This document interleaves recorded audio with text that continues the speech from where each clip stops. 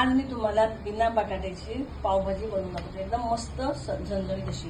कारण काय, बऱ्याच जणांना बटाटा खायचा नसतो आणि प्रेग्नंट बायका असतात त्यांना बटाटा लवकर खायचा नसतो, पण झणझणीत आणि सणसणीत काहीतरी खायचं असतं म्हणून मी पावभाजी दाखवते. तर ही आज टोमॅटो प्युरी घेतले 3 साधारण मध्यम टोमॅटो, 3 मध्यम टोमॅटो आकाराचे कांदे, हे 1 शिमला मिरची, फ्लावर, आलं लसूण पेस्ट आणि मटार आणि पावभाजी मसाला आहेच.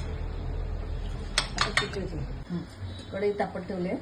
साधारण एवढ्या पावभाजीसाठी तेल टाकते, 2 पळ्या म्हणजे किंवा 4 चमचे मोठे तेल टाकायचे. तेल आलंय, जिरं टाकले 1 चमचा, त्याच्यात मगाशी दाखवलेले 3 कांदे, 3 मध्यम मसाल्याचे कांदे, ते चांगला गुलाबीसर करून घ्यायचा आणि मग त्याच्यात नंतर शिमला मिरची टाकायची. अजून गुलाबीसर कांदा झाला नाही, चांगला मऊसर कांदा व्हायला पाहिजे.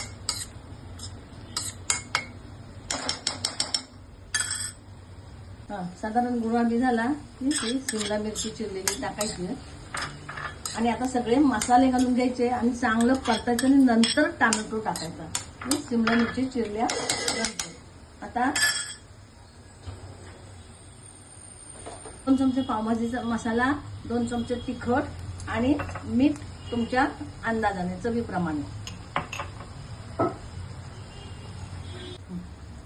मी मगाशी तेलामध्ये बटर नव्हतं टाकलं, पण सगळे मसाले टाकल्यानंतर बटर टाकायचंय म्हणजे त्याला जास्त चव येते, म्हणून मी आता बटर टाकत आहे. आलं लसूण पेस्ट, टोमॅटो पेस्ट,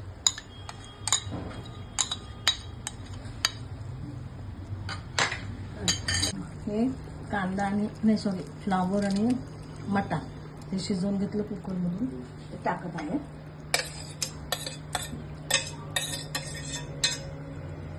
मिक्स करून घेते.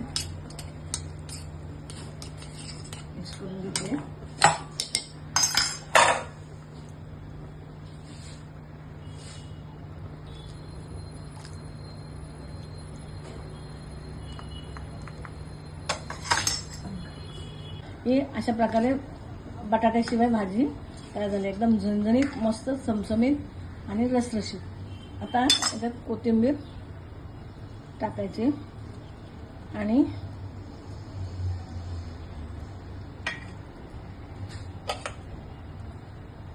पावभाजी करून पावभाजी मसाला,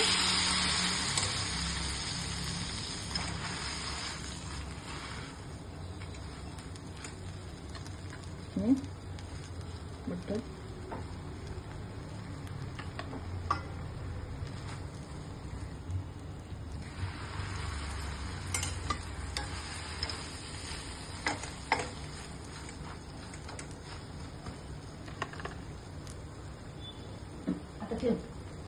तर लाईक करा, सबस्क्राईब करा. मसाला पाव आणि यम्मी पावभाजी तयार.